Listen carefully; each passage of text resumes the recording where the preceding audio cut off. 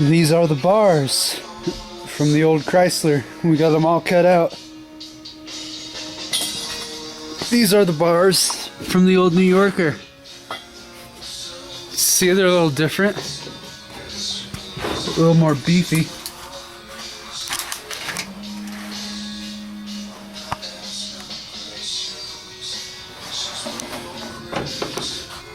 The benefit of the door bars is not only does it protect you, if you start adding the weight of all those, it makes your car that much heavier.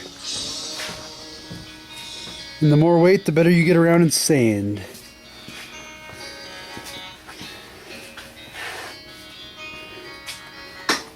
And if you get flipped over, it saves you. So, I would do that.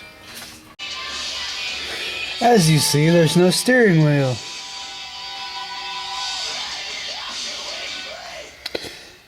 Before I put the steering wheel in, I wanted to show you all what we do to ours. This is the steering wheel I've used for several New Yorkers, and even that wagon in my other videos. The trick to this is when we get our door bars in, we put this little eyelet, we bolt that into the crossbars. The trick with this eyelet, you see here, is it wobbles every direction, which that's okay. But what it really helps you with is if, as your car starts nosing up, when your car noses up, your steering wheel comes towards you. So the trick with this is as your steering wheel comes towards you, this slides down, as you see. And as it slides down the post, it comes towards you slowly, ever so slowly. Another thing is as your car goes up, the frame itself also goes up, this box here. Okay, drop the camera. Anyways, through here, this spins here, and that moves your tires. As your car goes up, Yorkers usually bend right there. So that brings all of this up, which makes that go down. As this goes down, that'll pop. Usually what that does is that tears the rag joint, then you lose your steering. What we did to combat that is we have a U-joint. As the car turns, pivots, whatever, this goes up with it in any direction. If we're turning right, it goes up and comes around as needed. You see, so that combats that problem. So, my advice would to get something to accept that. Put that there, put your whatever steering wheel you're using through, and bolt one of these little eyelets onto your overbars. And that's just one less stupid thing to go wrong while you're driving. And I guess I don't really see why you wouldn't do it. I kind of like steering in a derby, but that's just me. Peace. Hello, 376-2569 here again, working on derby cars. I guess today I'm working on the interior. I currently have the battery set up and ready to go. The trick to this is, it's a bigger battery so it lasts longer. We're going to secure it with these. I'm going to run these bolts down through these holes. It's going to go from under there and secure it down. Because you don't want your battery flopping around during the derby. That'd getting battery acid everywhere. That's just a recipe for disaster. Got my switches hooked right onto it. Got my fuel pump. I got the tranny lines here. They're not hooked up yet. That's the next step. Today I'll also be working on the gas tank. I know it's poorly lit, but I need to put 2 blocks of wood, one underneath this side and one underneath the other side to level it up like so it doesn't flop. Also, I'm going to mount the tranny cooler on the back and then run the tranny lines through and out of the car.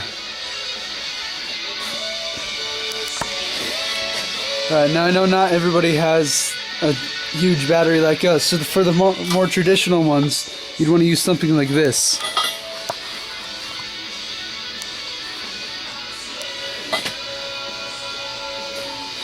You see how you have bolts down through here? You can make them big as you want, as long as it works. Go through the car, get a big plate, put it here, and then squeeze that body frame plate. Put these on top, run through these threads and pin this to the battery so it does not move whatsoever. I'll begin working on this and I'll show you an after video. And if any questions, just ask.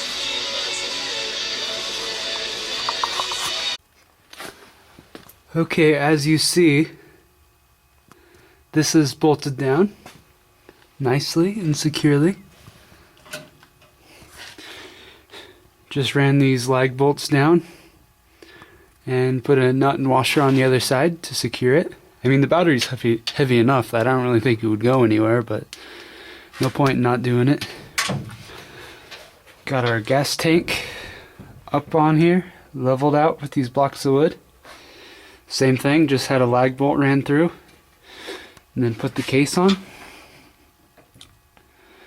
Got our lines ran to our electric fuel pump, which is right there. Got everything wired up to the battery. Got the tranny cooler bolted up. And also, even over the battery box here, we're going to run wire from probably here over and then onto the other side, just to make sure it's more secure. And probably going to do the same thing with this tranny cooler, because I don't want to trash our transmission just because we didn't mount this well. Yeah, next part would be putting these here spreader bars in. Finally mounting up the steering wheel, putting the bars in. Got it to run now. I'll make a video of that next, after I complete the rebuilding. Put the front clip on, of course. Weld the A-arms forward, get the new Tomahawk bumper on, and this should be pretty much ready for next year.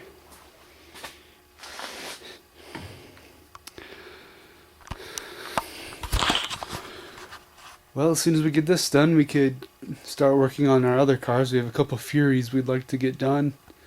Also working on two 89 Lincolns. So once those are both done, we should have 4 or 5 cars, whatever we pick for next year's demo. But also have videos of the building of those, and any questions or have any curiosity of how I did or what I did to some things, or even the reasoning, go ahead and ask. But for now, I'll see you next video.